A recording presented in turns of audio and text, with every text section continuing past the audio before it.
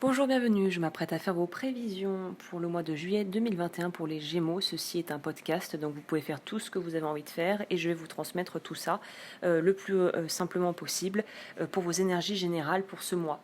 N'hésitez pas à aller regarder et l'extension si vous voulez aller plus creuser sur l'aspect sentimental. D'ailleurs, je pense que ça va être intéressant parce que là, je vais prendre la température globale, l'énergie générale qui va régir votre mois, mais on voit que déjà, je peux vous dire que l'aspect sentimental va être mis au premier plan.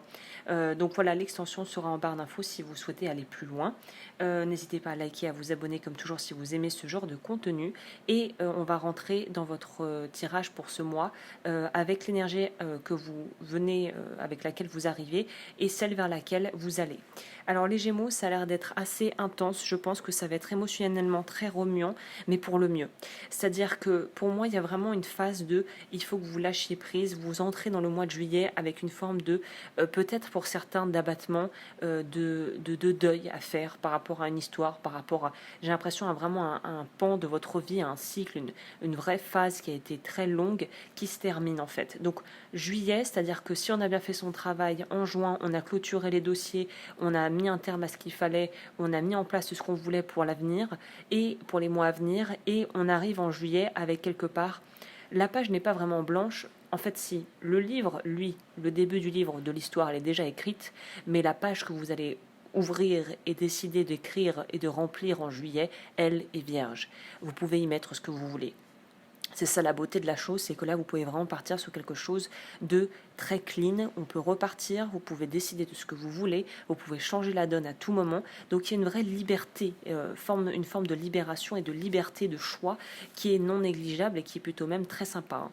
On voit aussi que vous avez réussi ou que vous allez réussir, si c'est en cours et que vous êtes en train de travailler sur vous, à pouvoir vraiment, on va dire, alchimiser d'une certaine manière l'énergie yang et l'énergie yin. Alors le yin et le yang sont complémentaires en médecine chinoise.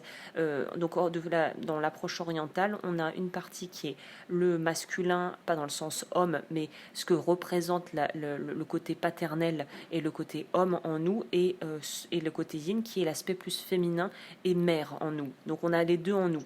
Vous, j'ai l'impression que c'est un mois où vous allez vraiment pouvoir équilibrer entre l'émotionnel et la puissance d'action, un petit peu comme si vous étiez à la fois, vous étiez comment on appelle ça, le paysan qui s'occupe de son jardin et qui va mettre si besoin les tuteurs si les plantes sont en train de s'écraser, et en même temps qui va être capable de pouvoir protéger ces plantes avec peut-être des engrais ou des choses pour des répulsifs naturels pour les insectes, et qui va en même temps pouvoir arroser et prendre soin de ces plantes. Il y a vraiment une idée de s'occuper de soi et de pouvoir avoir plusieurs casquettes à la fois dans les différents domaines de vos vies en fait. Il y a vraiment quelque chose de très magique. C'est bizarre que je dise ça, mais il y a quand même quelque chose de très magique dans ce tirage où on voit qu'il y a beaucoup de choses qui vont bouger et que vous avez vraiment le pouvoir en vous d'avoir ce que vous désirez. Donc c'est un mois où les Gémeaux, ça, ces derniers temps, c'est des très beaux tirages où on voit que vous récupérez, votre pouvoir personnel et vous avez le choix en fait. Donc c'est bah écoutez, c'est plutôt cool quoi, hein, c'est de belles énergies. Vous avez le choix. Je vais noter ça aussi dans la foulée parce que j'ai l'impression que c'est sur plusieurs aspects, c'est-à-dire que au niveau financier, pour moi, je vois une stabilisation de vos finances. Donc si c'était un petit peu en dents de scie, que vous étiez un petit peu désespéré, là, on voit pour moi quelque chose qui va se poser, se stabiliser, où vous allez vraiment être beaucoup plus confortable et stable par rapport à vos finances. On va aussi nous parler justement de pouvoir se stabiliser au niveau amoureux. C'est pour ça que je vais aller creuser dans le sentimental, parce qu'il y a quelque chose qui est en train de se débloquer pour vous. En plus, là en numérologie, la carte c'est 33, donc ça fait l'impératrice, et 3 plus 3 ça fait 6, ça fait les amoureux dans le tarot, la lame des amoureux qui est votre lame. Donc il se passe quelque chose au niveau sentimental, et je pense que de belles ouvertures ou de beaux changements positifs vont vous s'offrir à vous. Au niveau de ce qu'on vous conseille pour le mois, votre approche, quelle approche avoir pour ce mois-ci, on vous propose d'accepter votre responsabilité.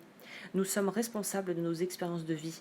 Avons-nous tout créé, nos questionnements, mais aussi nos blessures, nos lumières, mais aussi nos malheurs. Donc là, on vous demande de pouvoir, je pense que ça va surtout parler soit à des personnes qui sont encore dans cette phase de transition, qui ont encore peut-être du deuil ou encore un peu de la colère et du ressentiment par rapport à eux-mêmes ou à des proches, et aussi aux personnes qui pourraient avoir, peut-être, ça nous arrive tous et à toutes, si vous avez des petits moments de blues durant le mois ou de remise en question, rappelez-vous de tout le chemin parcouru et rappelez-vous aussi que vous avez votre part de responsabilité, mais les autres ont la leur. C'est-à-dire que si vous êtes encore peut-être en proie à des doutes ou une forme de culpabilité par rapport à des gens, n'oubliez pas que voilà, dans les relations notamment sentimentales ou professionnelles, chacun, en fait, avant je disais 50-50, mais en fait non, c'est j'ai 100% de ma responsabilité, l'autre a 100% de sa responsabilité, et ensemble combinés, on est à 200%.